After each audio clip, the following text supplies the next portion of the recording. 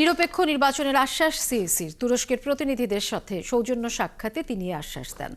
অবাধ, সুষ্ঠু ও নিরপেক্ষ নির্বাচন আয়োজনে কাজ করছে নির্বাচন কমিশন। তুরস্কের বেসরকারি নির্বাচন পর্যবেক্ষক সংস্থার প্রতিনিধিদের এমনটা জানালেন প্রধান নির্বাচন কমিশনার এএমএম নাসির উদ্দিন।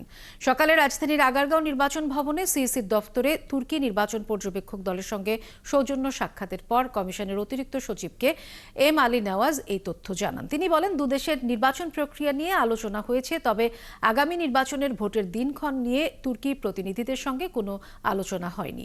6 সদস্যের প্রতিনিধি দলে তুরস্কের সাবেক 3 জন সংসদ সদস্য ছিলেন বলে জানান নির্বাচন কমিশনের অতিরিক্ত সচিব। কথাবার্তা ছিল যে কিভাবে একটা ফ্রি, ফেয়ার এবং ক্রেডিবল ইলেকশনকে এনশিওর করা যেতে পারে, সেগুলো বলল। সর্বোপরি জনগণের জন্য নির্বাচন, জনগণের বিশ্বস্ততা, জনগণ তাদের ভোটাধিকার প্রয়োগ এবং একটি সুন্দর নির্বাচনের জন্য যা যা কিছু করা দরকার, আমরা সে বিষয়ে তাদের মতামত আশা করছি ভবিষ্যতে।